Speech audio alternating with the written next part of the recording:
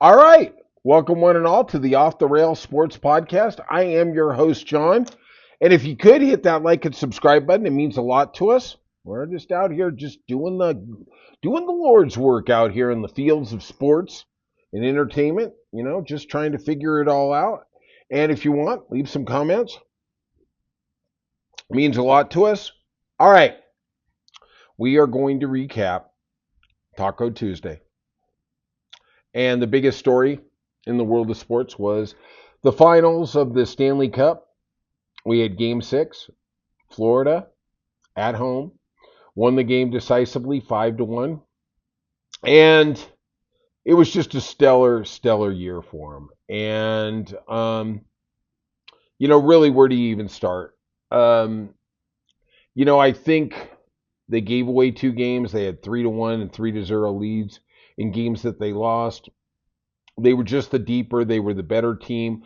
I think the team that actually had the chance to beat them was Toronto. They had a 2-0 lead. You look at them now and you go, how could anybody get a 2-0 lead? But Toronto did have it. They had their foot on their neck. They just didn't apply enough pressure. And I do think that the most influential and consequential trade of the NHL season was when they acquired Brad Marchand from Boston. They'd wanted Marchand. He didn't want to go there. Finally, Boston was doing a rebuild. They agreed to keep him on the East Coast, and somehow we'll never really know the backstory. They'll create some mythology here. He ended up in Florida. He's a free agent after this year. I would assume he's going to re-sign with Florida. They never leave the Cup winners, and it was just a very dominant performance. Sam Bennett is your Conn Smythe winner. He had 15 goals in the playoffs, a total of 22 points. Brad Marchand, just amazing. 6 goals in the finals. Just the second, he's had, that was the most since Ikatetin, with the Edmonton Oilers in '88. And Sam Reinhart had 4 goals in the decisive Game 6. Bobrovsky, the amazing goaltender, 28 of 29 saves, just stellar. Back-to-back titles for him. 3 years ago they were there. They lost to the Las Vegas Golden Knights. They were on the wrong end of that handshake line. Last 2 years, they are on the right side. Kudos to the Florida Panthers.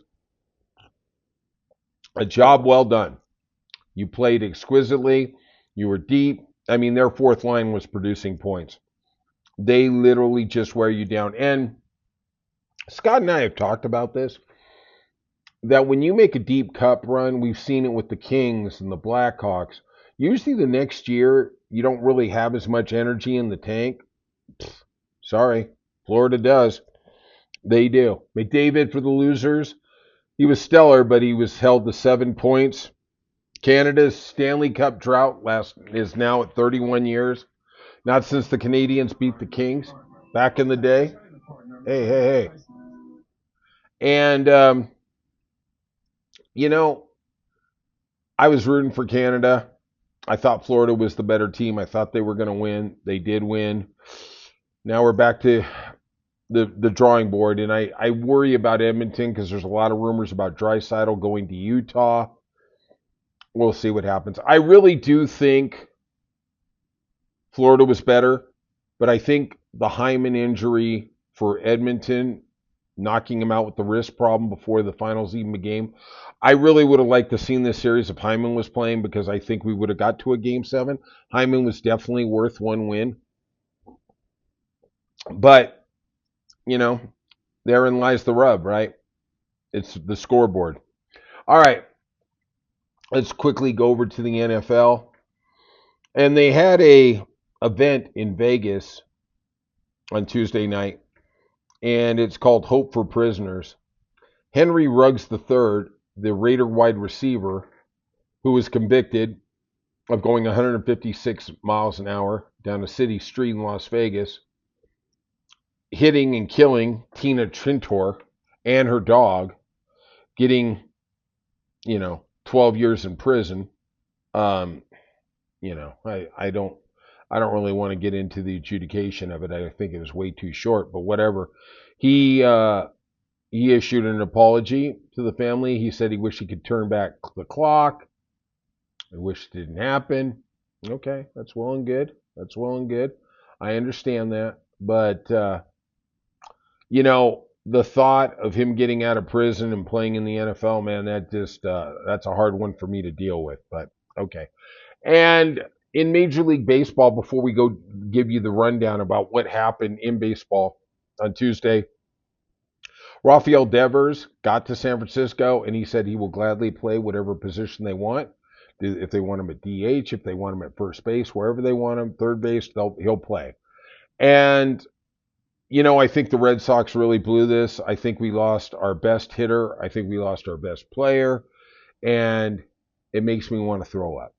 It just does. I think management treated him very badly. And if John Henry is a real man, if he's a real owner, he would have relayed this after their little talk with Breslow in Kansas City. I think his legs got cut out from underneath him. And really, honestly, they want to talk about financial flexibility. Oh, that, you always hear that bullshit. You always hear that stuff. What free agent's going to go to the Red Sox? Really, after they treated Devers, a guy they brought up through the farm system, been there 9 years, won a World Series with him. Who is going to go there? They saw how they treated Mookie Betts. They saw what they did to Xander Bogaerts. These are guys who came up through the organization. Just saying. All right, let's go through talk about what happened in the association of Major League Baseball. I got a little moth in here. Isn't that cute, huh? Seems like the Marlins, they beat the Phillies 8-3. Wow, Marlins. Break up the Marlins. What the heck's going on with them, right? Well, hello. Tanner got the win. Wow, okay. The Tigers, who are my new pick to represent the AL in the World Series, beat the Pirates 7-3, and the reason is because of Mize. 7-2 with a 2.9 ERA, and I am telling you, at the top of the rotation, Skubal and Mize, that is going to be formidable in the playoffs. Good luck trying to get through them. Break up the Colorado Rockies. Hello? They won again. Holy hell. 10-6 over the Nationals. It does help when you play the Nationals, but Jesus, man. How did they do that? Angels went into Yankee Stadium and won the second game. The second shutout in a row. Yankees have lost 5 in a row. They win 4-0. Hendricks gets the win. He had the second highest ERA going into the game of any starting pitcher in baseball. Yeah, okay, there we go. Blue Jays beat the Diamondbacks 5-4. Hoffman gets your win, 6-2. The Reds edged out the Twins 6-5. Barlow got the win. God, 2-0. Not bad. The Reds are actually kind of treading in the right direction. They were under 500 by so far, and now they are 38-35. Terry Francona, baby. Terry Francona. The Braves beat the Mets 5-4 in 10. I thought the Braves were going to blow this game. Iglesias got the win. This team, they are 32-39. Man, we are almost at the halfway point here. 10 games to go, and they're not going to be at 500. Yikes. The Orioles against the Rays. The Orioles come out on top 5-1. Yeah, nobody cares. The Cardinals beat the White Sox 12-2 because literally, if you do not beat the White Sox, you should face relegation. The Royals went into the Rangers. Rangers, just when you think they're going to get over 500, sorry, bitch lap. They beat them 6-1. Lugo gets the win. He is actually 4-5 on the year with a 3.05 ERA. He actually has a pretty good ERA, but just not getting the wins. Cubs beat the Brewers 5-3. Brown got the win. Red Sox, wow, what a shock. The Mariners beat them 8-0. Now we're 1-1. We're 1-1. Oh, sorry. 1-1 in the post-Devers era.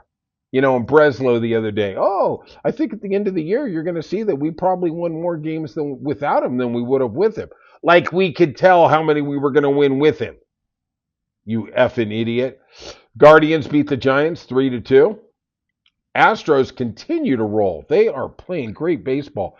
They are 11 games over 500, 42-31. They win 13-3. And the Dodgers in the nightcap take the second game of the series with the Padres 8-6. Sauer got the win. I don't even know who the hell that guy is. All right. If you could, hit that like and subscribe button. It means a lot to us. And, leave some comments. Tell me what kind of stories in the world of sports you want to talk about. And I will say this. Congratulations to the Florida Panthers. You had a hell of a year. You're on a hell of a run. And you are truly the best team in the world. Kudos to you. And we will see you soon on Off the Rails Sports Podcast.